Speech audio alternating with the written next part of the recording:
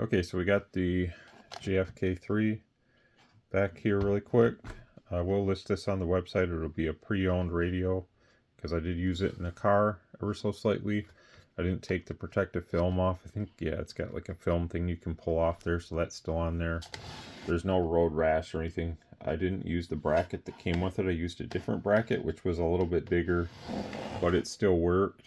So my own knobs, my own power cord. So everything in the box is like you would get from a brand new radio. This is just going to be sold as a pre-owned, and this is the one that you'll get right here. So I can tell you really quick here in a couple minutes when I had this in the car.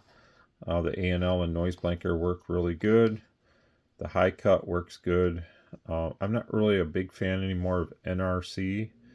I think NRC is kind of what it's coming to be for me is, and it's more really on the sideband models, which this obviously isn't. So, but if you have a sideband model and your noise blanker just isn't doing enough for you in the vehicle, a lot of guys are relying on the NRC to help somewhat quiet things down, and I don't think it's a good replacement for a good quality noise blanker. And that's really all I'll say on that. Is if companies are going to cheapen out on quality of parts and what they're going to use to create a noise blanker in a radio that has SSB, then what I would say to that is the NRC is not a viable replacement for having a quality noise blanker. Your A&L only works on AM, so A&L is what it is. They usually always work good. And MB is kind of like, doesn't really do a whole lot more for you on AM. It's that automatic noise limiter on AM that really quiets it down, and it works well on this radio. But I think you have to run them both together or something. I can't remember, but I don't have the bench powered up right now. Everything's unplugged. So, but it is plenty quiet, and it's got good receive. Transmit on it. I was running one of these, the P6, and everybody said it sounded good, nice and crisp and clear, good quality audio. And but you're limited to how much range you're going to get with the standard radio power.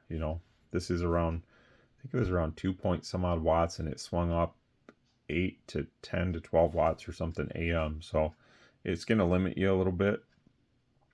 Obviously, there's going to be guys that'll run something outside of the box with it, and obviously that's pretty much the norm these days. But I didn't do anything like that. I just ran the radio directly to the antenna and talked a little bit of local with it. Everybody said it wasn't like the loudest radio, but it sounded quality and had a good sound, and that's really all I can do is based off of that. Is it's a good functioning CB radio. I didn't take this out or anything, so what you're gonna see there is you can charge stuff with it, plug your smartphone in, whatever you want to do. So we're gonna wrap it up and say that it does work well. It may not fit everybody's needs, but it is good size. I'd say it's at least the size maybe of like a Cobra 29, but maybe it's a tad bit smaller. Obviously on the other video I did, I showed the McKinley on top of it, which this is bigger by a little bit. So I would not say this is DIN size by any means, nor do they advertise it like that. So again, this is the JFK 3. I'll have this one on the website under pre-owned used. And if you like it, you can get a little bit of a deal on it. 73.